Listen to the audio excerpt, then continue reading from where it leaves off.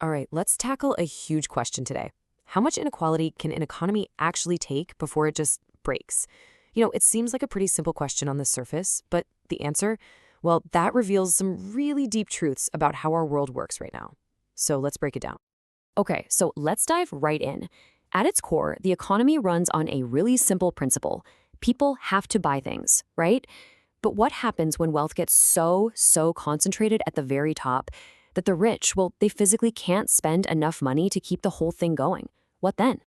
To really get our heads around this, we need to talk about a key economic concept. It's called the marginal propensity to consume, or MPC for short. Now I know, it sounds super technical, but it's really just a fancy way of asking a simple question. If I gave you an extra dollar right now, how much of it would you go out and spend? And how much would you save? And as you're about to see, the answer is wildly different depending on how much money you already have. And that difference is it's crucial. It shows us that it's not just about how much money is in the economy, but who is holding it.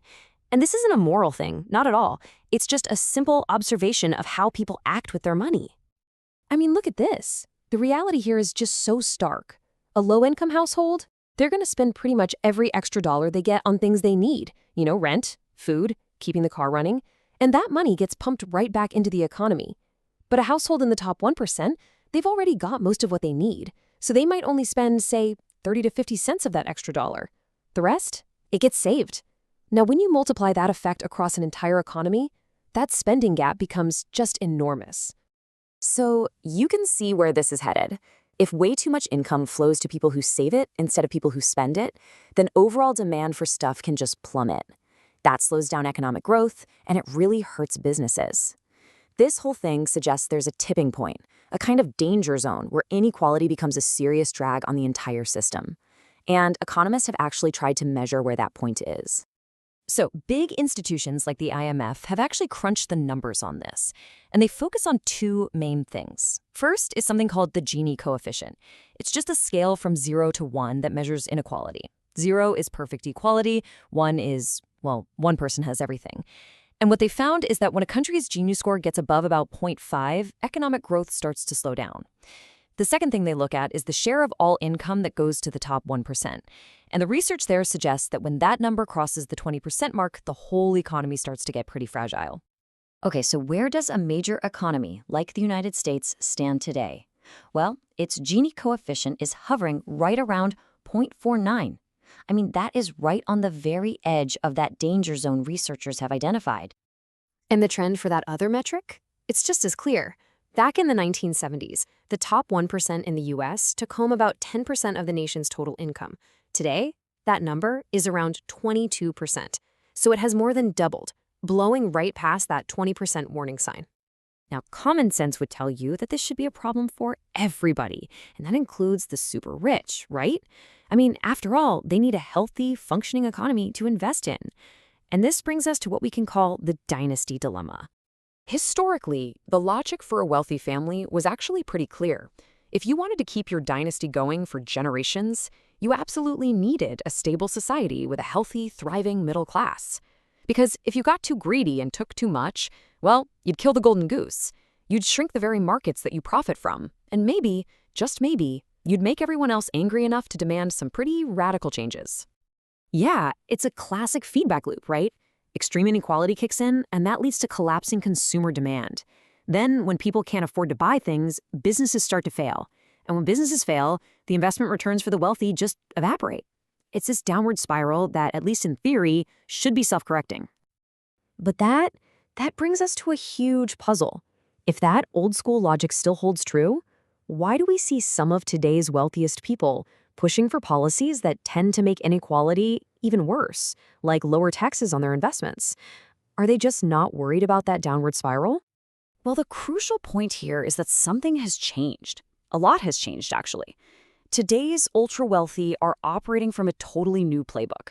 They found some really powerful ways to basically decouple their own fortunes from the health of the real, everyday economy. And this slide really gets to the heart of that shift. Think about it like this.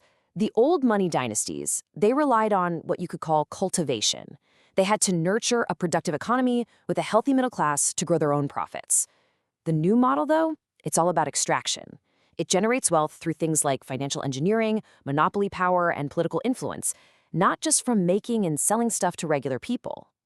So these are the new levers of wealth they're pulling. You've got financialization, that's making money from financial markets, which can be totally disconnected from what's happening on Main Street. Then there's monopoly power, which lets a company charge really high prices without needing tons and tons of customers. Of course, there's political influence, making sure taxes stay favorable and subsidies keep flowing. And then you have public debt.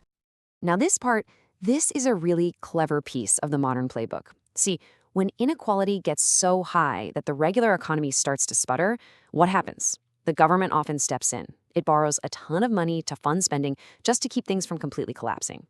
And who buys all that government debt? Well, overwhelmingly, it's the wealthy. And in return, they get a super safe, guaranteed investment. So you end up with a system where the government props up the economy and the rich profit by owning the very debt that makes it all possible. So this all leads us back to the ultimate question. If they're pushing past these historically safe levels of inequality, and if the goal isn't just to create a sustainable economy for their descendants, what is the end game? What are the ultra-rich really trying to maximize? Well, research into elite behavior suggests that it's not about buying more stuff. I mean, they're way past the point where more money means more consumption. They can't buy any more yachts. Instead, the goals become way more abstract. It's this complex mix. A big chunk is just wealth preservation and growth for its own sake.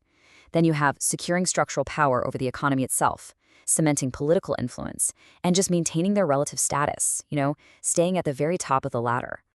So the crucial point here is that beyond a certain massive level of wealth, the whole objective changes. It really does stop being about what your money can buy and starts being about what your money can do.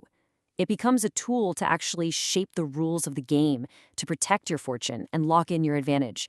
It's a structure where inequality just keeps persisting. Sometimes it's called the Matthew effect, a system that basically ensures the rich get richer. So here's the main takeaway from all of this.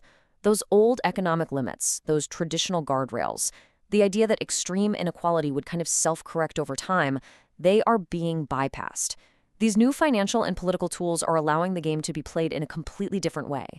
And this leaves us with a final and honestly, a pretty unsettling thought. The old limits are changing, for sure. But what are the new ones?